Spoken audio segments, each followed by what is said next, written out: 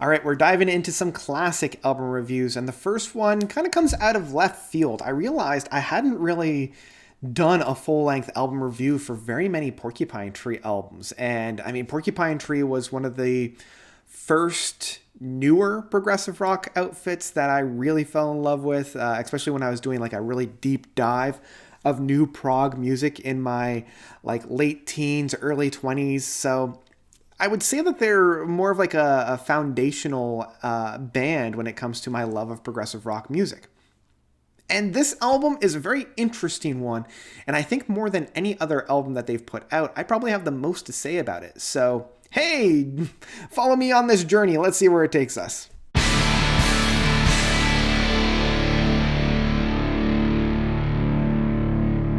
The Incident by Porcupine Tree. So, Porcupine Tree, don't really think they need an introduction. They got their start in the early 90s, spearheaded by Steven Wilson, had a number of individuals come through their roster, but really got a claim to fame with the lineup of Steven Wilson on most things.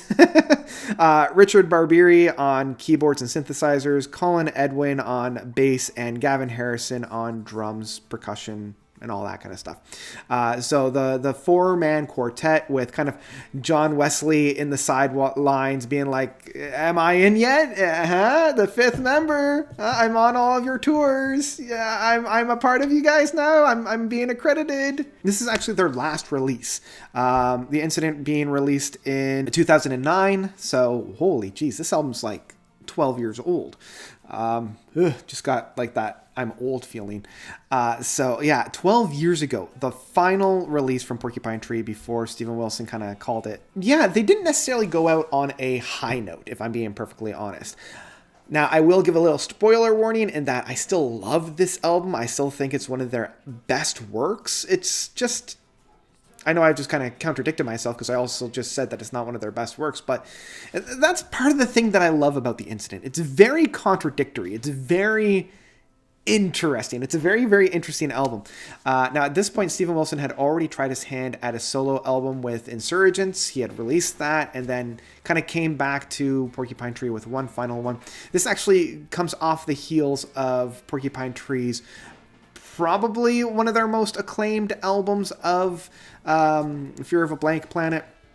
And this actually also came off of two spectacular albums of Deadwing and In Absentia, or In Absentia, or however you guys want me to pronounce it. Like, I have a full spreadsheet of different ways to pronounce In Absentia or In Absentia or whatever, because every single person that comments on that video of my Porcupine Tree's worst to best, they come up with a different pronunciation. So it's always been in absentia for me, but for some people it's in absentia, and for others it's in absentina, and for some it's in absentia. Like, it's, I don't even think you guys know how to pronounce that, if I'm being perfectly honest. Anyway, back to The Incident. And this album was being marketed as a full-fledged, front-to-back concept album. I mean, most of Porcupine Tree's albums are a concept album in one way, shape, or form, but this one was being kind of marketed as like almost like a story. Like, it came in two discs, and the first disc was The Incident, like almost an hour's worth of music that plays seamlessly throughout as like one singular track, as one singular piece of music. And then the second CD, which is about 20 minutes or so, is mainly just kind of the bonus disc or EP that Porcupine Tree would always release with an album, but I guess this time they just decided to kind of put them in here because, I mean, they're stellar as well. One thing that really caught me off guard about this is I feel like the concept loses the mark about halfway through. Now, I love some of the concepts, and a lot of these concepts and motifs only really come to fruition after the abundance of time that has passed, as you're allowed to kind of baste in it and think about it and reflect on it. Because there's a lot of concepts that are coming in here. On the surface, you do have this whole concept of blind belief of either a cult or the media and both strive for power, as well as their like ability to manipulate the masses, as well as like the actual incident, and the difference between a singular incident that starts off a cataclysm, as well as the slow building towards like a pressure point of that incident. So you have both a singular incident of like a smashed up car, as well as the process of getting to that point.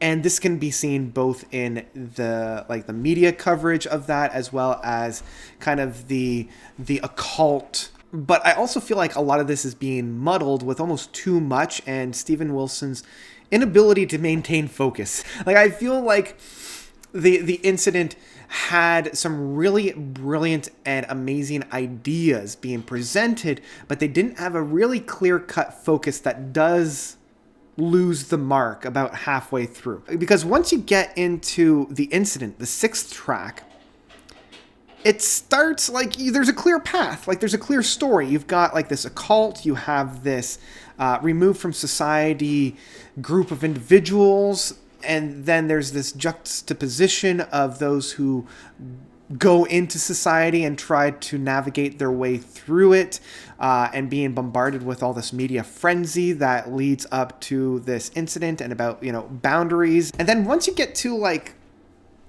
Time Flies, kind of being the centerpiece of this album and the leading single off of this album, it doesn't fit anywhere. Like it's completely the sore thumb of the album, which is odd because this was the leading single that came off of the album. You have this like almost stop dead point that has this really lengthy musical interlude that really removes itself from the narrative flow of the album structure.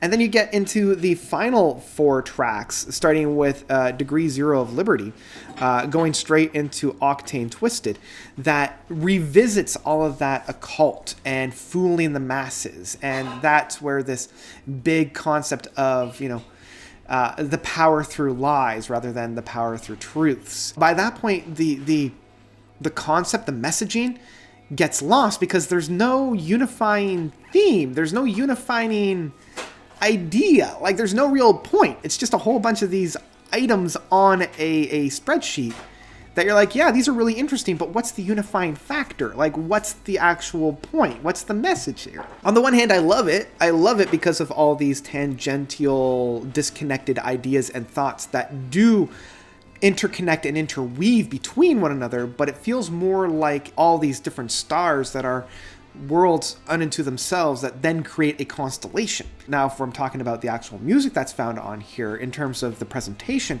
I do like how a number of these tracks flow into one another extremely seamlessly.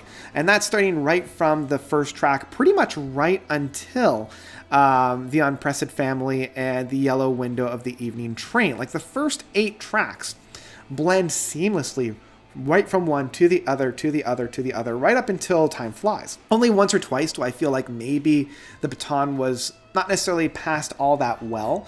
And if this was in a record format, I can see the dividing line for the first disc being the drawing line and the incident kind of being that first cut, and then having the incident right up until Time Flies being the second cut, and then having 0 Degree of Liberty and Drive the Hearse obviously being the ending of the first disc, being the second cut there, or I guess the third cut, and then the final disc being the last side. And so that's a really good way to present the music. The music builds upon one another. We get different flavors and different techniques, and each one blends in and plays tribute with the other. Like, I really particularly enjoy how, with Great Expectations, Kneel and Disconnect are very like soothing, drawn out, impressionistic, more on the mellow side. And when we get into Draw the Line, it kind of brings us up into tempo. It's a lot more lively. And I do admit that Drawing the Line might not necessarily be the best thing that Steven Wilson's ever put out. I'm drawing the line, I'm drawing the line, I'm drawing the line, I'm drawing the line, I'm drawing the line, I'm drawing the line, I'm drawing the line, I'm drawing the line. But it goes from this really almost optimistic flavoring. It's in a major chord, which then follows up with The Incident, which is much more electronical. It's a lot more trance-like, and that provides that juxtaposition that we had from Drawing the Line, which is more traditional in sound with guitar works and the usual kind of rock ensemble in that sense. And I also enjoy how this album's almost bookend with this massive sound from the guitar works and drumming styles from Gavin Harris, where it's this it's one of the hardest motifs that Porcupine Tree has really ever done. Like, this album does hold some of the most hard-hitting and metal music that they've ever put out, especially within the circle of Minus. That final track I love listening to on a really, really good pair of headphones, and just hearing all the things that are floating around. It really shows the masterworks that Steven Wilson is behind the mixing board and the mastering board. Like, even though this album has some of the most heavy-hitting and most brutal of any music that Porcupine Tree has ever really done, it also has some of the most somber and heartfelt tracks that we ever had. And that's found on Drive the Hearse, the final track off of the first disc. It's one of the most sincere, one of the most intimate, and one of the most personal tracks that I think Steven Wilson has ever written. And it's a shame that it gets overlooked. Like, we have such heavy-hitting stuff like Trains or Lazarus, and even in his solo works such as like Routine. I feel like this track can stand toe-to-toe with any of those. It's so honest as well, especially when we get into the lyrical content of, like, Silence is another way of really saying what I want to say. And Lying is another way of passing up just another day. It's, I don't know, it's so sincere, and it crushes my heart when we get to this point after the massive, like, Goliath that we did have from the three-piece suite of Octane Twisted, the Seance, and the Circle of Minas. Brilliant stretches of music, and one of my favorite Porcupine Tree moments because of how hard-hitting and gnarly it is. It's so dark. It's pitch dark. And then it follows it up with Drive the Hearse, which is so intimate and somber, and it shows the singer-songwriter aspect to Steven Wilson. Now, the final 4 tracks on this whole project, the second disc, it's kind of hit and miss, if I'm being perfectly honest. I love the Black Dahlia of being that really soft kind of interlude type of a track, very similar to the Yellow Windows of the Evening Train, which is just like this very whimsical, almost Beatles-esque synth sound that goes on there. The big standout tracks are Remember Me Lover, which is another really big track. It's not quite to the same par as I Drive the Hearse, but it is like on that same degree, that same pedigree. But the big track I think on this one is Bonnie the Cat, which honestly I can kind of take or leave. It feels like a Trent Reznor style where it's very electronical. The singing style is almost a sing whisper, and I don't know if this really blends very well, and I'm glad that Steven didn't continue this within the other projects that he was with. So that's really the whole kit and caboodle when it comes to Porcupine Tree's The Incident. At the end of the day, it's a very mixed grab bag of brilliance and experiments. Some experiments work and some experiments don't. I think the biggest drawback to this album is just the unfocusedness of it, and some of the music is a little bit derivative. Specifically when I'm talking about Time Flies, it does feel very much like it's a bland ripoff of Dogs from Pink Floyd. Like, if you just listen to the beginning few notes on the guitar, it's like, yeah, that's Dogs. You're not even trying to hide it. It's like, yeah, just, can I copy your homework? Yeah, but change a few things here and there so you can't tell that it's copied. We can clearly see where it was lifted from. So in that sense, the music does become a little bit derivative, but at no point does it ever become boring. And I think that's the main key on this. It's always interesting, if nothing else. And honestly, it's one of my favorite Porcupine Tree albums. A big part of that is the experimentation and always trying something new.